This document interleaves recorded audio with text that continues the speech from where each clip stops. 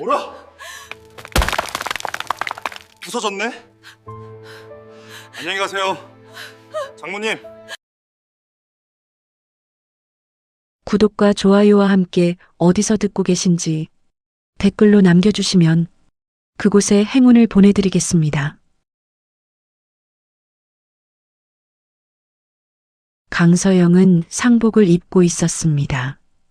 흰 국화꽃이 가득한 영정 앞에서 그녀는 어머니의 사진을 멍하니 바라보고 있었습니다. 사진 속 어머니 정수님 여사는 환하게 웃고 있었습니다. 환갑잔치 때 찍은 사진이었습니다. 그날 이후로 어머니의 기억이 조금씩 흐려지기 시작했고 서영은 그것을 처음엔 그저 나이 탓으로만 여겼습니다. 치매라는 진단을 받던 날 서영이 손을 잡고 울었을 때 어머니는 오히려 딸의 어깨를 토닥였습니다. 괜찮아, 괜찮아. 내 딸이 있는데 뭐가 무서워. 그 말이 서영의 가슴에 못처럼 박혀 있었습니다. 어머니 정수님 여사는 올해 73이었습니다. 젊어서는 재래시장 한 귀퉁이에서 포장마차를 하며 딸 하나를 키웠습니다. 비 오는 날이면 천막이 무너지고 손발이 틀 정도로 추운 겨울에도 새벽부터 나가 연탄불을 피웠습니다. 그렇게 번 돈으로 서영을 대학까지 보냈고 결혼식장 입구에서 딸의 손을 잡으며 이제 고생 끝이라고 말씀하셨습니다. 그것이 어머니의 마지막 행복이었는지도 모릅니다. 딸이 잘 살기를 바랐을 텐데 어머니는 끝까지 그 속을 몰랐을 것입니다. 말년을 치매와 싸우다 어머니는 조용히 눈을 감으셨습니다. 장례식장 안은 낮은 음악과 함께 오가는 발걸음 소리로 채워져 있었습니다.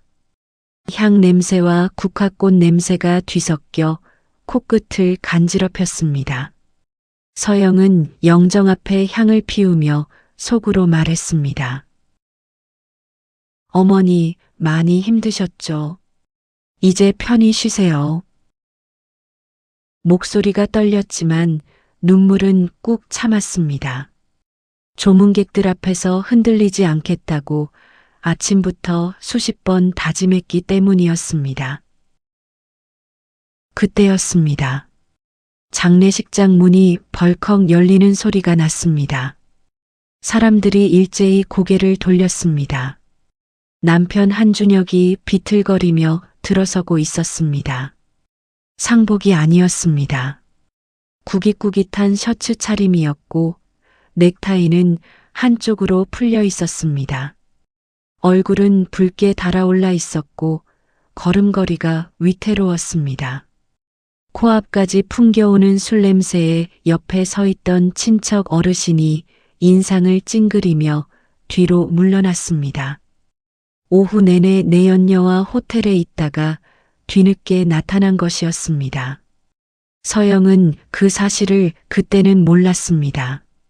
하지만 며칠 뒤 서재 서랍 안에서 그날의 호텔 영수증이 모습을 드러낸 것이었습니다. 서영이 달려가 팔을 붙잡았습니다. 준혁은 팔을 뿌리쳤습니다. 그리고 아무렇지 않다는 듯 상 쪽으로 걸어가더니 주머니에서 작은 술병을 꺼내 한 모금 들이켰습니다. 조문 온자리에서 이래도 되냐는 낮은 웅성거림이 여기저기서 일었습니다. 강서영, 죽은 노인네가 뭐가 대수라고 이렇게 유난이야? 어차피 태우면 한 줌째밖에 안 되는 거. 장례식장 안이 순간 얼어붙었습니다. 누군가가 헉하고 숨을 들이켰습니다. 조문객 몇 명이 입을 틀어막았습니다. 서영의 입술이 떨렸습니다. 20년 넘게 같이 살아온 사람이었습니다. 어머니가 치매 진단을 받던 날도 병원에 모셔가야 할 때도 준혁은 항상 짐이라고 했습니다. 치매 노인 한 명 때문에 우리 가족이 왜 희생해야 하냐고 했습니다. 그 말을 들은 서영은 참고 또 참았습니다. 그리고 다음 순간 장례식장의 고요를 깨는 둔탁하고 육중한 굉음이 울려 퍼졌습니다. 준혁의 발길질에 어머니의 관이 바닥으로 엎어졌습니다. 뚜껑이 벌어지며 조문객들의 비명이 터져 나왔습니다. 구석에 서 있던 아이 하나가 울음을 터뜨렸습니다. 황급히 달려드는 사람들의 발소리가 뒤엉켰습니다. 벌어진 관 틈 사이로 어머니의 평온한 얼굴이 그대로 드러났습니다. 눈을 감고 있었습니다. 아무 일도 없다는 듯 조용하고 평온한 얼굴이었습니다. 평생 남에게 소리 한 번 지르지 않으셨던 어머니, 딸이 잘못해도 야단 한 번 치지 않으셨던 어머니, 그 어머니가 지금 이 자리에서 이런 꼴을 당하고 있었습니다. 서영은 그 얼굴을 보는 순간 발이 땅에 붙어버렸습니다. 그날 준혁이 처음 장례식장에 들어섰을 때 서영은 잠깐 기대했습니다. 늦었지만 왔으니 이제라도 제자리를 찾겠지 하고. 하지만 그 기대는 10초도 채 되지 않아 산산조각 났습니다. 슬픔이 굳어지는 순간이 있습니다. 눈물이 마르는 것이 아니라 눈물이 뭔가 다른 것으로 변해버리는 순간이. 서영에게 그 순간은 바로 이때였습니다. 슬픔은 사치였습니다. 분노는 칼날이 되었습니다. 서영은 그 순간 남편의 인생을 도려내기로 결심했습니다. 준혁은 뒤늦게 친척들에게 끌려나가 구석에 앉아 있었습니다. 여전히 무슨 잘못을 했는지 모르는 표정이었습니다. 술이 덜 깼거나 아니면 원래 그런 사람이거나. 서영에게는 이제 그것이 중요하지 않았습니다. 중요한 것은 이제 서영이 움직인다는 것이었습니다. 서영은 그날 이후 한 가지를 결심했습니다. 다시는 이 자리, 이 집, 이 사람에게 아무것도 기대하지 않겠다고. 기대가 사라지면 상처도 줄어들 것이었습니다. 싸움은 기대 없이도 할 수 있었습니다. 아니, 기대가 없어야 더 냉정하게 싸울 수 있었습니다. 서영은 그날 밤 처음으로 두려움 없이 앞만 바라봤습니다. 준혁은 그날 밤 아무 일도 없었다는 듯 잠에 들었습니다. 그 코 고는 소리가 거실까지 들렸습니다. 서영은 그 소리를 들으면서 노트를 펼쳤습니다. 오늘부터 시작한다. 그 한 줄을 쓰고 덮었습니다.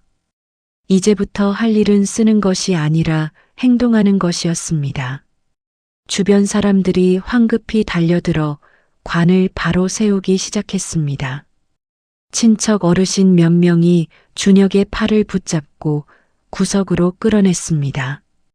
어떻게 이럴 수가 있냐는 낮은 목소리들이 홀 안을 가득 채웠습니다. 일부 조문객들은 발길을 멈추고 서 있었고 일부는 서로의 얼굴을 바라보며 말을 잇지 못했습니다. 서영은 그 자리에 서서 움직이지 않았습니다. 떨리는 손을 상복 소매 안으로 감추었습니다. 이미 결심이 선 사람의 눈빛이었습니다. 쏟아지는 시선들이 느껴졌지만 고개를 숙이지 않았습니다. 그때 정적을 깨고 날카로운 구두 소리가 들려왔습니다. 또각, 또각. 오만함이 묻어나는 발소리였습니다. 시어머니 윤미숙이 샤넬 정장에 에르메스 백을 걸치고 들어서고 있었습니다. 장례식장인지 파티장인지 모를 차림이었습니다. 머리는 방금 미용실을 다녀온 것처럼 세팅이 되어 있었고 구두는 새 것처럼 빛이 났습니다. 그녀는 이 자리가 얼마나 참담한 상황인지 전혀 개의치 않는 것 같았습니다. 아들 옆으로 걸어가더니 주변을 둘러보고는 에르메스백 끈을 고쳐매며 입을 열었습니다. 아이고, 우리 아들 환자 보느라 얼마나 예민해. 이게 다 스트레스 때문이야. 죽은 사람 때문에 산 사람 잡을 거니? 조문객들 사이에서 낮은 소리가 새어나왔습니다. 저 사람들이 뭐 하는 거야? 어떻게 저럴 수 있지? 서영의 귀에까지 들렸습니다. 서영의 눈이 시어머니를 향했습니다. 20년 동안 이 여자에게 참아온 것들이 한꺼번에 떠올랐습니다. 결혼 첫날부터 서영의 친정 식구를 무시했던 것. 치매 걸린 친정 엄마를 가리켜 밥벌레라고 불렀던 그 입술. 딸아이 소윤의 학원비는 아깝다며 소리를 질러댔던 그 목소리. 명절마다 친정에는 빈손으로 가면서 본인 친정에는 백화점 선물 세트를 한 보따리씩 들고 갔던 그 이중성. 서영이 몸이 아파 눕고 싶었을 때도 그녀는 아들 밥은 누가 챙기느냐며 전화를 걸어왔습니다. 죽은 사람 때문에 산 사람 잡지 말라던 시어머니의 그 입술엔 어머니의 피눈물이 묻어 있었습니다. 중학생 딸 소윤이 서영의 팔을 꽉 붙잡으며 울음을 참고 있었습니다. 눈물이 볼을 타고 흘렀지만 소리는 내지 않았습니다. 제 엄마를 닮아 꿋꿋한 아이였습니다. 서영은 딸의 손을 꼭 쥐면서 생각했습니다. 저 남자가 딸아이 학원비까지 빼돌려 다른 여자에게 갖다 바쳤다는 사실을 서영은 아직 몰랐습니다. 하지만 그 진실은 며칠 뒤 서재 서랍 안에서 모습을 드러낼 것이었습니다. 그리고 그 순간 서영의 마음속에 마지막으로 남아있던 연민의 불씨마저 완전히 꺼져버릴 것이었습니다. 영정 속 어머니는 늘 그랬듯 조용히 웃고 계셨습니다. 생전에 어머니는 자주 말씀하셨습니다. 서영아, 너는 너무 착해서 손해만 본다. 때로는 맞서 싸워야 할 때도 있어. 참는 게 미덕인 시절은 이미 지났어. 그 말이 지금에야 비로소 귀에 꽂혔습니다. 서영은 눈물을 닦았습니다. 천천히 그리고 완전히. 그날 밤 서영은 침대에 누웠지만 잠들지 못했습니다. 천장을 바라보며 지난 20년을 천천히 되감았습니다. 참았던 순간들이 하나씩 떠올랐습니다. 화가 났습니다. 하지만 그 화가 이제는 방향을 찾았습니다. 흩어져 있던 분노가 하나의 단단한 덩어리로 뭉치는 소리가 들리는 것 같았습니다. 서영은 그 느낌을 놓치지 않기로 했습니다. 20년이었습니다. 그 시간 동안 서영은 참는 것을 미덕이라 여기며 살았습니다. 착한 며느리, 순한 아내, 성실한 엄마. 그 역할들을 빈틈없이 해왔습니다. 하지만 그것이 가족을 지켜주지 못했습니다. 어머니를 지켜주지 못했고 딸을 지켜주지 못했습니다. 서영은 그제야 깨달았습니다. 착하게 사는 것과 제대로 사는 것은 다른 일이었습니다. 서영은 그날 밤 일기장을 꺼냈습니다. 오랫동안 쓰지 않았던 일기장이었습니다. 첫 줄에 이렇게 썼습니다. 오늘부터 시작한다. 그 이상은 쓰지 않았습니다. 쓸 말은 행동으로 보여줄 것이었습니다. 어머니가 살아계셨더라면 뭐라고 하셨을까요? 서영은 그것이 궁금했습니다. 아마 잘했다고 하셨을 것 같았습니다. 그 상상이 서영에게 힘이 되었습니다. 눈을 감으면 어머니의 목소리가 들리는 것 같았습니다. 괜찮아, 서영아. 내가 오라. 윤미숙은 장례식장을 나서면서도 아무렇지 않은 표정이었습니다. 옆에 있는 지인에게 며느리가 예민하다고, 요즘 젊은 여자들이 별것도 아닌 것에 난리친다고 말하는 소리가 들렸습니다. 서영은 그 말을 들으며 속으로 메모를 했습니다. 이것도 기억해 두겠습니다. 하나도 빠뜨리지 않겠습니다. 서영이 모든 걸 참고 사는구나.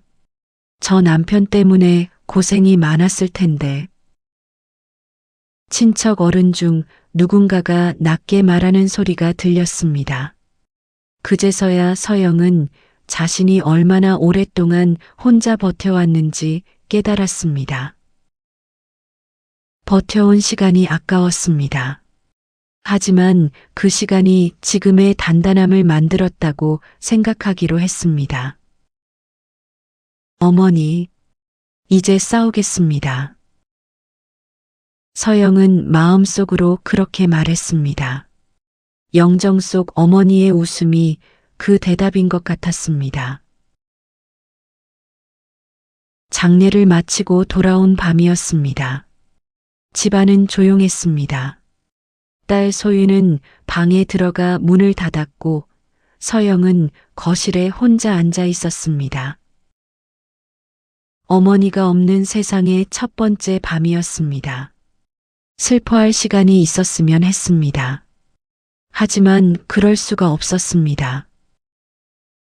마음이 너무 차가워져 있었습니다. 준혁은 소파에 털썩 주저앉더니 TV를 켰습니다. 채널을 이리저리 돌리다가 치킨을 시키는 소리가 들렸습니다. 관을 엎고 온 날 밤이 맞나 싶을 정도로 태연했습니다. 그는 서영을 바라보지도 않고 말했습니다. 내일 셔츠 다려놓고 구두도 닦아놔. 환자 보러 가야 하니까. 아무 일도 없었다는 듯 아무렇지도 않은 목소리였습니다. 서영은 아무 말도 하지 않았습니다. 부엌으로 들어가 물 한 잔을 마셨습니다. 손이 떨렸지만 정리했습니다. 이미 결심을 한 사람에게는 굳이 싸울 필요가 없었습니다. 싸우면 에너지가 소비됩니다. 그 에너지는 다른 곳에 쓸 것이었습니다. 새벽 4시였습니다. 준혁이 침실에서 코를 골고 있었습니다. 서영은 조심스럽게 일어나 서재 앞에 섰습니다. 늘 잠겨있던 문이었습니다. 준혁이 처음에는 서류 때문이라고 했고 나중에는 습관이라고 했습니다. 하지만 서영은 비밀번호를 알고 있었습니다. 몇 년 전 준혁이 술에 취한 채로 번호를 누르는 것을 먼발치에서 보았습니다. 그의 생일과 시어머니 생일을 조합한 숫자였습니다. 그 번호조차 자기 것은 없는 사람이었습니다. 딸깍. 문이 열렸습니다. 형광등을 켜지 않았습니다. 핸드폰 불빛만으로 서랍을 하나씩 열기 시작했습니다. 첫 번째 서랍에는 의료 서적과 처방전 묶음이 들어 있었습니다. 두 번째 서랍을 열었습니다. 카드 명세서 뭉치가 쏟아져 나왔습니다. 그랜드 하얏트 프리미엄 스위트 35만 원, 샤넬 클래식 플랫백 900만 원, 까르띠에 러브 목걸이 450만 원, 제주항공 왕복 2장 38만 원. 서영이 단 한 번도 받아본 적 없는 것들이었습니다. 명세서들을 날짜 순으로 들여다보던 서영의 손이 한 항목 앞에서 멈췄습니다. 딸 소윤의 학원비가 계좌에서 빠져나간 바로 그 다음 날 같은 계좌에서 같은 금액이 다시 인출되어 있었습니다. 수신이는 서영도 소윤도 아니었습니다. 그 순간이었습니다. 연민이 소멸하는 순간은 자신의 것이 빼앗겼을 때는 분했지만 아이의 것이 빼앗겼다는 사실을 확인하는 순간 서영의 마음속 마지막 불씨가 완전히 꺼졌습니다. 세 번째 서랍에서는 사진들이 나왔습니다. 준혁이 다른 여자와 찍은 사진들 수십 장. 뒷면에 손글씨 메모가 적혀 있었습니다. 수정이랑 강릉, 혜진이랑 제주도, 날짜도 적혀 있었습니다. 그중 몇 개는 서영이 혼자 소윤을 데리고 병원에 다니던 날들이었습니다. 서영의 손이 잠시 멈췄습니다. 그리고 다시 움직이기 시작했습니다.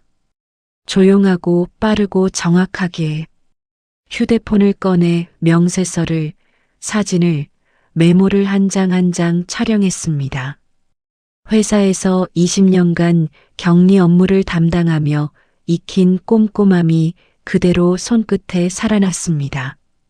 증거는 하나도 빠뜨리지 않았습니다. 중요한 서류는 복사기에 올려 복사본을 만들었습니다.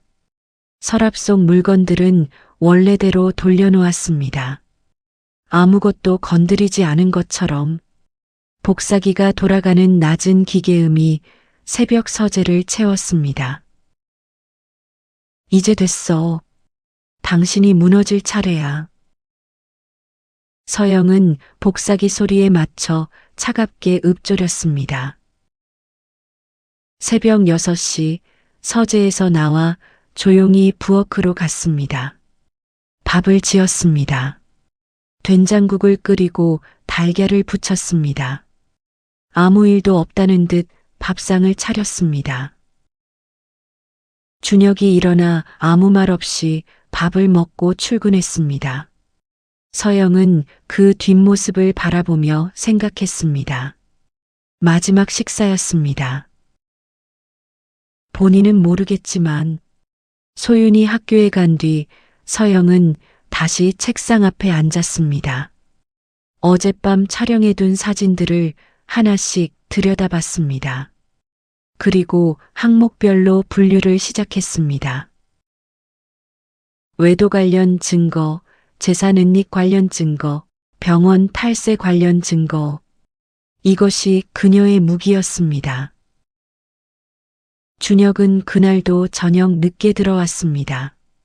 서영이 차려둔 밥을 먹고 TV를 켰습니다. 아무것도 모른 채였습니다. 서영은 그 옆에 앉아 있었습니다. 겉으로는 조용했습니다. 하지만 속으로는 이미 치밀하게 짜놓은 계획이 한 줄씩 돌아가고 있었습니다. 이런 게 무서운 거야. 서영은 혼자 생각했습니다. 소리치는 사람보다 조용히 준비하는 사람이. 서영은 서랍을 닫으며 한 가지를 깨달았습니다. 준혁이 숨기려 했던 것들은 사실 너무 허술하게 숨겨져 있었습니다. 들킬 거라고 생각하지 않았기 때문이었습니다. 아내가 설마라는 믿음, 그 오만함이 그의 모든 증거를 고스란히 남겨두게 했습니다. 서영은 그것이 차라리 고마웠습니다. 소윤이 자다가 물을 찾으러 나왔습니다. 엄마, 아직 안 자? 소윤이 부스스한 얼굴로 물었습니다. 서영은 미소를 지었습니다. 응, 금방 잘게. 소윤이 다시 방으로 들어갔습니다. 서영은 그 뒷모습을 바라보며 생각했습니다. 이 아이를 위해서라도 반드시 끝내야 한다고. 그것이 그녀의 무기였습니다. 20년 동안 쌓인 꼼꼼함, 준혁이 가장 무시했던 그 능력이 이제 준혁을 향한 가장 날카로운 칼이 되어 있었습니다. 서영은 그날 이후 아침마다 한 가지를 확인했습니다. 서재문이 여전히 닫혀 있는지 준혁은 아무것도 눈치채지 못했습니다. 서영이 새벽에 그 서랍을 열었다는 것도, 모든 것이 이미 복사되어 다른 봉투 안에 보관되어 있다는 것도. 모래성리의 사람은 땅이 흔들리는 것을 모릅니다. 땅이 완전히 무너지는 그 순간이 되어서야 알게 됩니다. 병원 비밀은 생각보다 훨씬 깊었습니다. 서영이 수집한 서류들을 전문 회계사에게 넘겼을 때 돌아온 말은 이것이었습니다.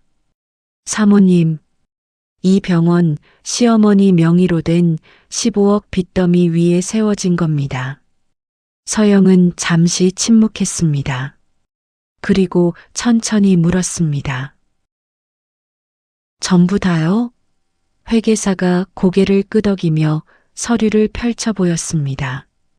금융권 대출 8억, 사금융 4억, 기타 채무 3억. 명의는 모두 윤미숙 여사 앞으로 되어 있었습니다. 정리하면 이랬습니다. 준혁은 시어머니 윤미숙의 명의로 금융권과 사금융에서 돈을 끌어다 병원을 세웠습니다. 그 돈의 일부는 의료 장비 리스에 쓰였고 상당 부분은 내연녀들과의 여행, 명품 구매, 호텔 비용으로 사라졌습니다.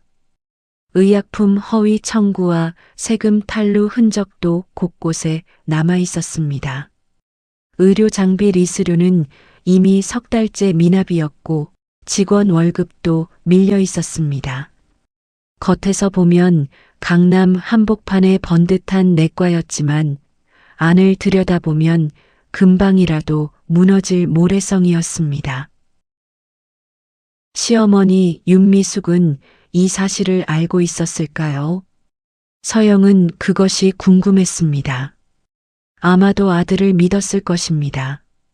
이름만 빌려달라는 말에 설마 내 아들이 나를 이렇게까지 이용할 줄은 몰랐을 것입니다. 그 믿음이 결국 두 사람 모두를 벼랑 끝으로 몰았습니다. 서영은 그 자료들을 날짜 순으로, 항목별로, 금액별로 다시 정리했습니다. 모르는 법률 용어가 나오면 찾아봤습니다. 이해가 안 되는 회계 항목이 있으면 회계사에게 다시 물었습니다. 잠을 줄였습니다. 소윤이 학교 간 사이 책상 앞에 앉아 서류를 분류했습니다. 손이 저릴 때까지 서류를 넘겼습니다. 20년간 회사에서 빈틈없이 일해온 그 습관이 지금 빛을 발하고 있었습니다. 그리고 변호사 사무실 문을 두드렸습니다. 서영은 변호사 앞에 서류 뭉치를 내려놓으며 말했습니다. 외도 증거부터 병원 자금 횡령, 의약품 허위 청구, 재산 은닉 정황까지 단 하나도 빠뜨리지 않고 다 가져왔습니다. 변호사는 서류를 훑어보다가 천천히 안경을 고쳐 썼습니다. 그리고 안경 너머로 서영을 바라봤습니다. 준비가 대단하다고 그는 말했습니다. 서영은 담담하게 대답했습니다. 20년 참았습니다. 준비할 시간은 충분했어요. 한편 준혁은 아무것도 눈치채지 못하고 있었습니다. 매일 아침 병원으로 출근하고 저녁에는 술자리를 가졌습니다. 서영이 매일 밤 침실 책상에서 노트북을 켜고 서류를 정리하고 있었지만 그는 그것을 회사 야근 때문이라고 생각했습니다. 아니, 생각하지도 않았을지 모릅니다. 아내에 대해 그는 항상 무관심했으니까요. 그것이 자신을 향한 칼이라는 것을 그는 끝까지 알지 못했습니다. 준혁은 그 무렵에도 매일 아침 당당하게 집을 나섰습니다. 병원 가운을 입고 고급 차를 몰고 강남 한복판으로 향했습니다. 자신이 얼마나 위태로운 자리에 서 있는지를 전혀 몰랐습니다. 모래성 위에 서서 기둥이 단단하다고 믿고 있었습니다. 서영은 그 모습을 볼 때마다 생각했습니다. 조금만 더 기다려. 이제 곧이야. 그날 저녁 서영은 소윤과 함께 밥을 먹었습니다. 소윤은 학교 이야기를 했습니다. 서영은 고개를 끄덕이며 들었습니다. 그러면서 생각했습니다. 이 아이가 나중에 이 시간을 기억할 때 엄마가 무너지지 않았다는 것을 기억해 주었으면 했습니다. 그것이 서영이 버티는 이유 중 하나였습니다. 복사된 서류들이 한 장씩 쌓여가고 있었습니다. 그날 이후 서영의 발걸음이 달라졌습니다. 무겁지 않았습니다. 변호사 사무실에서 나오면서 서영은 처음으로 오랜만에 가볍다는 느낌을 받았습니다. 20년 동안 혼자 끌어안고 있던 무게를 조금씩 내려놓는 것 같았습니다. 걸어서 지하철역으로 향하는 길에 서영은 꽃집 앞을 지나쳤습니다. 노란 국화가 보였습니다. 어머니가 좋아하시던 꽃이었습니다. 서영은 멈추지 않았습니다. 다 끝나면 그때 사드리겠다고 생각했습니다. 소윤은 그 무렵 학교에서 전국 모의고사를 보고 왔습니다. 엄마, 나 이번에 좀 잘 본 것 같아. 소윤의 눈이 빛났습니다. 서영은 딸의 머리를 쓰다듬으며 잘했다고 말했습니다. 그리고 속으로 생각했습니다. 이 아이가 이렇게 잘 자라고 있습니다. 그것만으로도 지금까지 버텨온 보람이 있었습니다. 서영이 매일 밤 침실 책상에서 정리하고 있는 것들이 결국 법정에서 모습을 드러낼 것이었습니다. 차곡차곡 쌓이는 서류 한 장 한 장이 준혁의 인생을 도려낼 메스가 되고 있었습니다. 그 무렵 서영은 소윤의 학원 선생님과 상담을 했습니다. 소윤이 요즘 집중을 잘한다고 눈빛이 달라졌다고 했습니다. 서영은 고개를 끄덕였습니다. 집안이 조용해진 덕분이었습니다. 서영이 더 이상 참는데 에너지를 쓰지 않아도 되기 때문이었습니다. 엄마가 단단해지면 아이도 단단해진다는 것을 서영은 몸으로 배우고 있었습니다.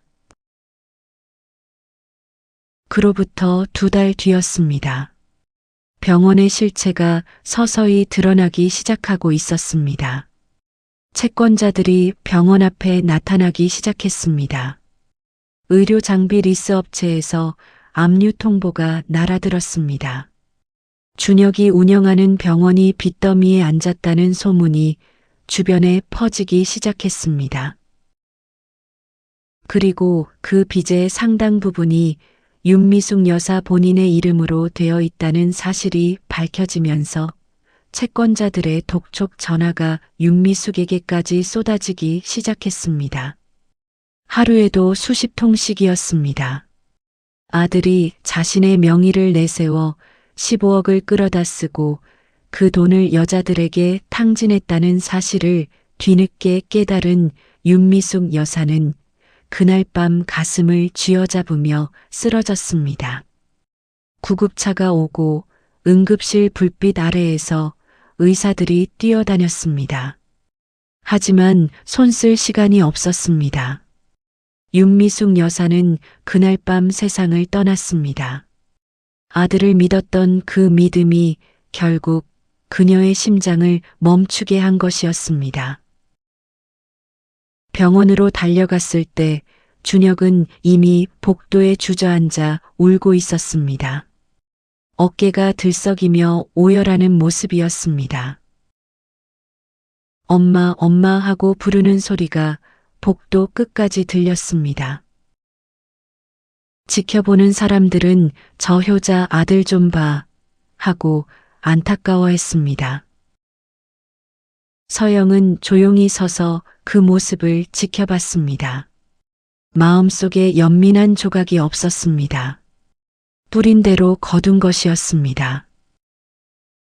당신이 가진 모든 걸 갖다 바쳐도 부족했던 그 아들 때문에 한 사람이 세상을 떠났습니다. 장례는 3일장으로 치러졌습니다. 준혁은 상복을 입고 눈물을 흘리며 조문객들에게 깊이 절했습니다. 어머니께서 너무 일찍 가셨다고, 효도도 제대로 못 해드렸다고 그는 되풀이해서 말했습니다. 조문객들이 그 말에 고개를 끄덕이고 등을 두드렸습니다.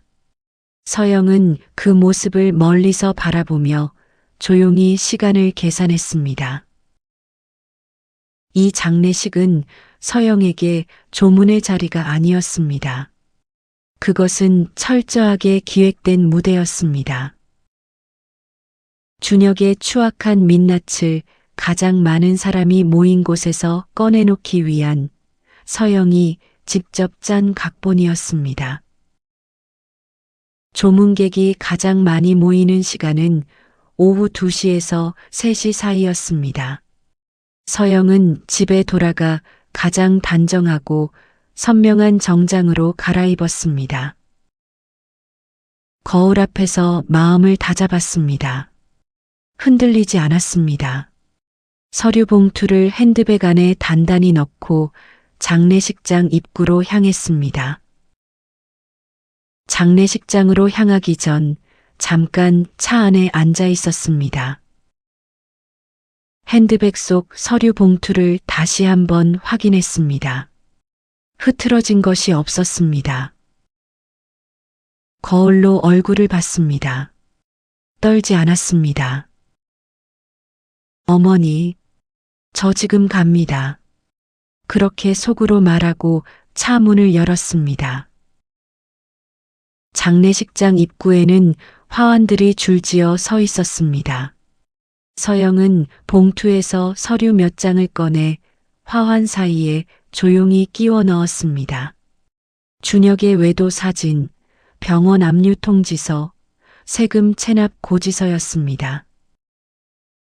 조문객들이 들어오며 하나씩 발견하기 시작했습니다. 수군거리는 소리가 입구에서부터 홀 안쪽으로 파도처럼 번졌습니다. 서영은 한 가지 생각이 머릿속을 떠나지 않았습니다. 소윤에게 나중에 이 시간을 말해줄 것인지 말해주기로 했습니다. 언젠가 소윤이 엄마가 정말 멋있다고 말해줄 것 같았습니다. 서영은 그 소리를 들으며 홀 안으로 걸어 들어갔습니다. 장례 준비를 하면서 서영은 처음으로 시어머니에게 잠깐 미안하다는 생각을 했습니다. 아들을 믿었던 것뿐이었는데 그 믿음이 결국 스스로를 무너뜨렸습니다. 서영은 그것이 비극이라고 생각했습니다. 밉지만 그 끝이 그래서 더 비극이었습니다. 하지만 서영은 그 생각을 오래 붙들지 않았습니다. 지금 그녀에게는 해야 할 일이 있었습니다. 감정은 나중에 정리하면 되었습니다. 서영은 그날 소윤에게 말하지 않았습니다. 오늘 시어머니 장례식에서 무슨 일을 할 것인지, 소윤은 그냥 엄마가 외출한다는 것만 알았습니다. 나중에 소윤이 다 알게 되었을 때 엄마가 정말 멋있었다고 말해주기를 바랄 뿐이었습니다.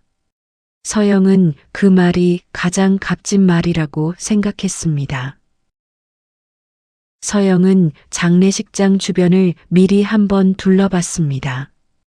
화환이 줄지어 서 있는 입구의 구조를 확인했습니다. 너무 눈에 띄면 누군가 치워버릴 수 있었습니다. 너무 숨겨놓으면 아무도 보지 못할 수 있었습니다. 딱 적당한 자리를 골랐습니다. 두 번째 화환 뒤, 세 번째 화환 사이였습니다. 홀 안에는 조문객들이 가득했습니다. 준혁이 상주 자리에 앉아 조문을 받고 있었습니다. 상복 차림에 슬픈 표정을 한 채 조문객들과 일일이 손을 맞잡으며 고개를 숙이고 있었습니다. 연기라는 것을 아는 사람은 이 자리에서 서영뿐이었습니다. 서영은 그 앞으로 천천히 걸어갔습니다. 또각, 또각. 굽소리가 홀 바닥을 울렸습니다. 조문객들 몇 명이 고개를 돌렸습니다. 뭔가 달라진 공기가 느껴지는 듯 했습니다. 서영은 핸드백에서 서류 봉투를 꺼냈습니다. 그리고 준혁의 발치에 조용히 내려놓았습니다. 봉투 안에는 이혼 서류와 함께 외도 사진들이 날짜 순으로 가지런히 정리되어 있었습니다. 준혁이 고개를 들었습니다. 발치에 쏟아진 서류들을 내려다보다가 얼굴이 굳었습니다. 사진을 집어들고 한 장을 확인하는 순간 그의 손이 떨렸습니다. 이게 뭐야? 당신 지금 미쳤어? 낮지만 날이 선 목소리였습니다. 서영은 그 말에 흔들리지 않았습니다. 오히려 한 걸음 더 가까이 다가섰습니다. 아니, 제정신이야. 당신이 우리 엄마 관 엎었을 때 나도 당신 인생 엎어버리기로 했거든. 홀 안이 순간 얼어붙었습니다. 조문객들이 일제히 시선을 모았습니다. 조용히 이야기를 나누던 사람들도 멈췄습니다.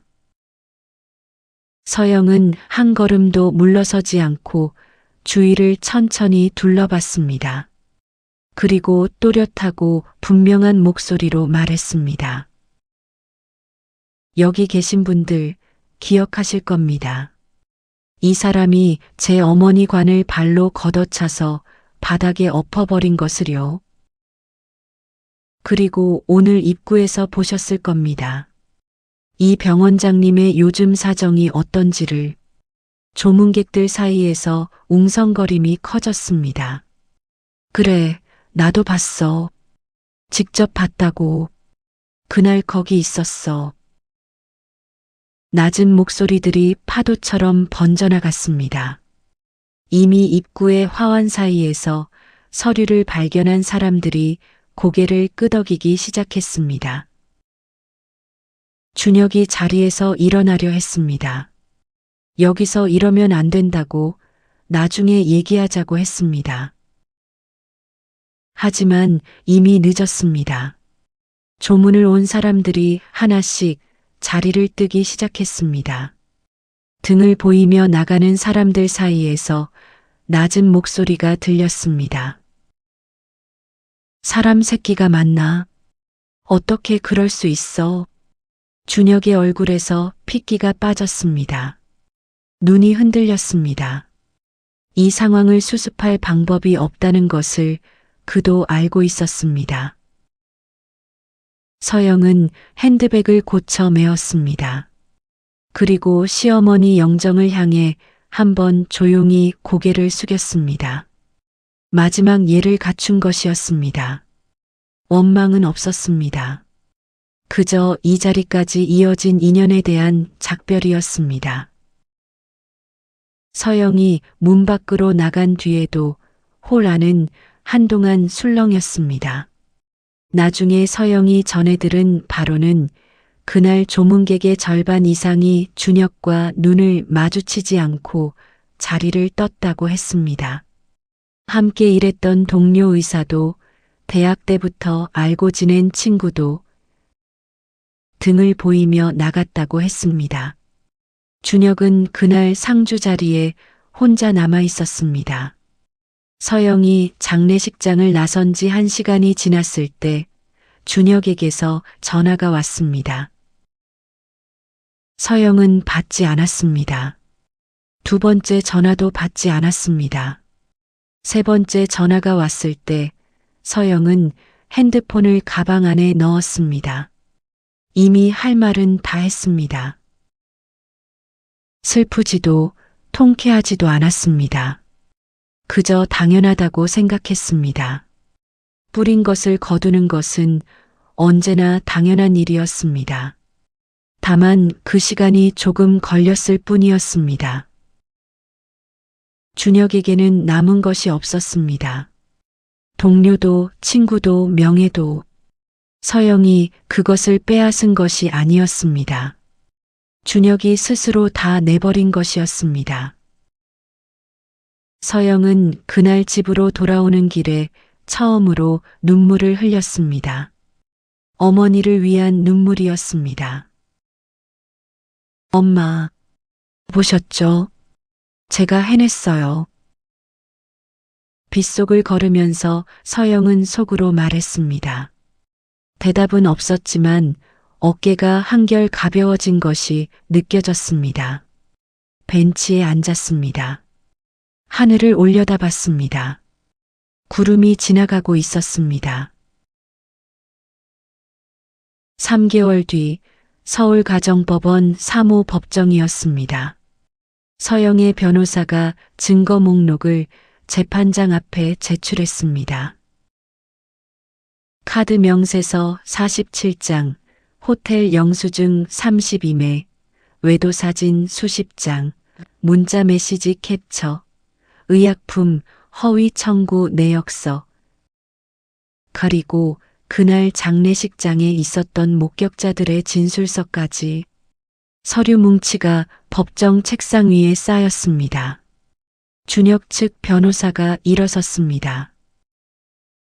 술에 취한 상태에서의 돌발 행동이었으며 이 소송은 재산을 노린 계획적인 이혼 시도라고 했습니다. 증거 수집 과정에 위법적인 요소가 있을 수 있다고도 덧붙였습니다. 목소리는 크지만 힘이 없었습니다. 재판장이 서류를 들여다보며 말했습니다. 피고의 카드 명세서를 보면 1년간 호텔 이용 비용만 2천만 원이 넘습니다. 이 중 원고와 함께 이용한 내역은 단 한 건도 없습니다. 그리고 의약품 허위 청구 건은 이 법정 판결과 별도로 형사사건으로 고발 처리하겠습니다. 증인석에서는 그날 장례식장에 있었던 조문객들이 차례로 증언했습니다. 직접 봤다고 했습니다. 관이 바닥에 엎어지는 소리를 들었고 시신이 드러나는 것을 눈으로 확인했다고 했습니다. 목격자가 한 명이 아니었습니다. 6명이었습니다. 준혁 측 변호사가 반박하려 했지만 6명의 진술은 한결같았습니다. 준혁은 피고석에 앉아 점점 작아지고 있었습니다. 식은 땀이 이마를 타고 흘렀습니다. 처음에는 억울한 표정을 지으려 했지만 서류 하나하나가 법정에서 펼쳐질 때마다 그 표정도 유지하기 어려워졌습니다. 판결 선고일이었습니다. 재판장이 판결문을 천천히 읽어 내려갔습니다. 피고의 행위는 단순한 실수의 범위를 넘습니다. 고인에 대한 심각한 모독이며 지속적인 외도와 가정 파탄 행위는 명백한 이혼 사유에 해당합니다. 이혼을 허가하며 피고는 원고에게 위자료 1억 원을 지급하라. 재산 분할은 7대 3으로 원고에게 유리하게 적용한다. 방청석 어딘가에서 낮은 박수 소리가 들렸습니다. 서영은 조용히 고개를 숙였습니다. 준혁은 고개를 들지 못했습니다. 재판이 끝나고 법원 계단을 내려오면서 서영은 전화 한 통을 받았습니다. 딸 소윤이었습니다. 엄마, 이겼어? 소윤의 목소리에는 기대와 긴장이 동시에 담겨 있었습니다. 서영은 잠깐 멈추었다가 말했습니다. 응, 이겼어. 전화기 너머에서 소윤의 안도하는 숨소리가 들렸습니다. 잘됐다, 엄마. 정말 잘 됐다. 그것으로 충분했습니다. 판결 이후 2달이 지나지 않아 준혁은 의사 면허 취소 처분을 받았습니다. 병원 자금 횡령 및 의약품 허위 청구에 따른 형사처벌이 확정되었습니다. 병원은 채권자들에 의해 경매로 넘어갔습니다. 의료 장비들이 하나씩 반출되었고 직원들은 뿔뿔이 흩어졌습니다. 의사 가운을 벗은 준혁은 채권자들을 피해 원룸을 전전했습니다. 인터넷 커뮤니티에는 관 뒤집은 의사 근황이라는 제목으로 글이 오르내렸고 댓글은 수천 개씩 달렸습니다. 저런 인간이 어떻게 의사였을까? 부인이 정말 잘했다. 그 댓글들이 기사처럼 퍼졌습니다. 서영이 법원을 나서던 날 하늘이 맑았습니다. 오래간만에 보는 파란 하늘이었습니다. 서영은 잠깐 멈추어 하늘을 올려다봤습니다. 어머니, 이제 조금 정리가 되고 있어요. 그렇게 속으로 말했습니다. 구름이 천천히 지나갔습니다. 서영은 다시 걸었습니다. 갈 곳이 있었습니다. 딸이 기다리고 있었습니다. 서영은 그의 가을 소윤과 함께 어머니 묘소를 찾았습니다. 국화꽃을 가득 안고 갔습니다. 어머니, 다 끝났어요. 두 모녀는 나란히 앉아 한동안 아무 말도 하지 않았습니다. 단풍이 물든 산자락이 조용했습니다. 그 고요함이 대답처럼 느껴졌습니다. 서영은 묘비를 손으로 쓰다듬었습니다. 차갑지 않았습니다. 따뜻했습니다. 형사 재판이 진행되는 동안 서영은 법정에 가지 않았습니다. 변호사로부터 결과를 전해 들었습니다. 면허 취소 처분이 확정되었다는 소식을 들었을 때 서영은 창밖을 바라봤습니다. 강이 보였습니다. 물이 흐르고 있었습니다. 그것으로 충분했습니다. 더 이상 준혁에게 할당된 감정이 없었습니다. 이제 서영의 앞에는 자기 자신만 남아 있었습니다. 준혁의 몰락은 판결 이후에도 멈추지 않았습니다. 형사 재판이 이어졌고 신문에 이름이 실렸습니다. 오래 다니던 단골 환자들도 하나둘 다른 병원을 찾았습니다. 가장 가까운 사람들이 가장 먼저 등을 돌렸습니다. 그것이 가장 큰 벌이었을지도 모릅니다. 서영이 법원을 나서는 날 하늘이 맑았습니다. 오래간만에 보는 파란 하늘이었습니다. 서영은 잠깐 멈추어 하늘을 올려다봤습니다. 어머니, 이제 조금 정리가 되고 있어요. 그렇게 속으로 말했습니다. 구름이 천천히 지나갔습니다. 서영은 다시 걸었습니다.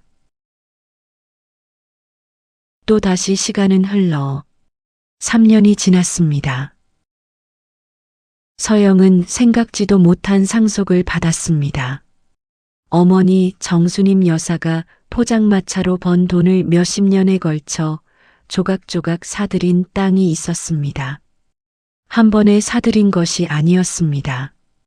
형편이 좀 나은 해에는 조금 더, 그렇지 않은 해에는 잠깐 멈췄다가 다시 조금씩. 연탄불 앞에서 새벽을 보낸 어머니가 그 돈을 한 푼도 허투루 쓰지 않고 땅으로 바꿔놓은 것이었습니다. 수도권 외곽의 허허 벌판이었는데 그 일대가 신도시 개발 지역으로 지정되면서 감정가가 단숨에 50억을 넘어섰습니다. 치매로 말 한마디 못하고 떠나신 어머니가 땅으로 마지막 말을 남기고 가신 것이었습니다. 서영아, 이건 네 거야. 평생 고생했으니 이제는 내 인생을 살아라. 그 목소리가 들리는 것 같았습니다. 서영은 어머니가 남긴 땅 등기부등본을 한 번 더 들여다봤습니다.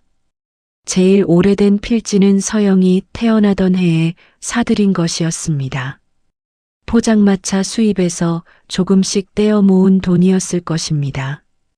그것이 수십 년 뒤 딸의 발판이 될 줄은 어머니도 몰랐을 것입니다. 서영은 그 재산을 미천으로 작은 식품 유통사에 투자했습니다. 처음엔 작은 지분이었습니다.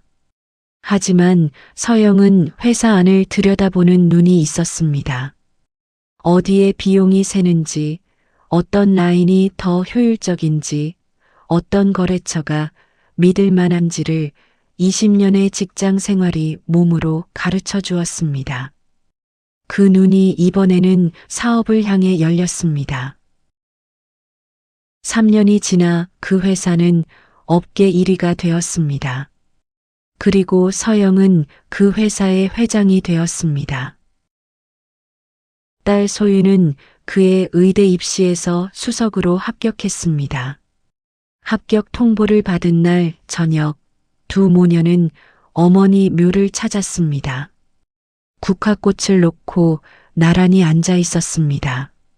소윤이 서영의 손을 꼭 잡으며 말했습니다. 엄마, 난 아빠 같은 의사 절대 안 될 거야. 아픈 사람 곁에서 진짜 따뜻한 의사가 될게. 서영은 그 말에 한동안 아무 말도 하지 못했습니다. 눈물이 먼저 흘렀습니다. 딸이 이렇게 자랐다는 것이 그것만으로도 충분했습니다. 어머니, 보셨죠? 우리 소윤이가 이렇게 됐어요. 그렇게 속으로 말했습니다. 회장이 된 서영의 아침은 예전과 달랐습니다. 커피를 내리면서 창밖을 바라봤습니다. 한강이 보였습니다. 소윤이 아침을 먹고 학교에 갔습니다. 집안이 조용해졌습니다. 서영은 그 고요함이 좋았습니다. 눌리는 고요함이 아니라 비로소 자기 것이 된 고요함이었습니다. 서영은 종종 어머니가 일하던 시장 골목을 지나쳤습니다. 포장마차 자리는 지금 편의점이 되어 있었습니다. 그 앞에 잠깐 멈추곤 했습니다. 어머니가 연탄불을 피우던 자리, 그 자리가 지금의 서영을 만들었습니다. 어머니가 자랑스러웠습니다. 회사에서는 서영을 이렇게 불렀습니다. 일 잘하는 회장님. 직원들은 서영이 지나갈 때마다 고개를 숙였습니다. 서영은 그 인사를 받으면서 가끔 생각했습니다. 이 사람들은 서영이 어디서 왔는지 모릅니다. 재래시장 포장마차에서 온 딸이라는 것을, 그것이 부끄럽지 않았습니다. 오히려 그 출발이 지금의 서영을 만들었다고 생각했습니다. 그리고 비 오던 어느 퇴근길 저녁이었습니다. 편의점 자동문이 열리며 형광등 불빛이 쏟아졌습니다. 진열대 앞에서 유통기한 지난 도시락을 정리하던 남자가 고개를 들었습니다. 한때 외제차 핸들을 휘어잡던 그 오만한 손이 이제는 기름때 찌든 편의점 걸레를 쥐고 비굴하게 움직이고 있었습니다. 두 사람의 시선이 마주쳤습니다. 남자가 바닥에 무릎을 꿇었습니다. 도시락 봉투들이 와르르 쏟아졌습니다. 그는 서영의 구두를 두 손으로 붙잡으며 울기 시작했습니다. 눈물이 손등 위로 뚝뚝 떨어졌습니다. 내가 그때 술에 취해서 미쳤었나 봐. 제발 한 번만 기회를 줘. 밥만 먹여줘도 돼. 제발 살려줘. 서영은 그를 내려다봤습니다. 서둘지 않았습니다. 핸드백에서 천천히 지갑을 꺼냈습니다. 5만 원짜리 한 장을 꺼내 그의 발치에 조용히 내려놓았습니다. 이걸로 유통기한 지난 거 말고 제대로 된 밥 사 먹어요. 우리 엄마가 당신 같은 인간도 배고픈 건 불쌍히 여기라고 가르치셨거든. 그리고 구두 앞코를 그의 손등 위에 가만히 얹으며 말했습니다. 준혁 씨, 당신이 그랬죠. 갈아탈 때 되면 미련 없이 갈아타라고. 나 당신 말대로 아주 근사한 새 인생으로 갈아탔어요. 그녀는 편의점 음료 하나를 계산하고 나왔습니다. 빗속으로 걸어가는 뒷모습이 흔들리지 않았습니다. 한 번도 뒤를 돌아보지 않았습니다. 한강뷰가 내려다 보이는 집으로 돌아온 서영은 거실 한켠에 놓인 어머니 영정 앞에 카네이션을 한 송이 올렸습니다. 그리고 조용히 말했습니다. 어머니, 이제 끝났어요. 이제부터는 우리 둘 다 편하게 살아요. 창밖으로 한강이 보였습니다. 빗속에서도 강물은 조용히 제 방향으로 흐르고 있었습니다. 서영은 그 강물을 한동안 바라봤습니다. 처음으로 아무 걱정도 없이. 지금까지 영상을 시청해 주셔서 감사합니다.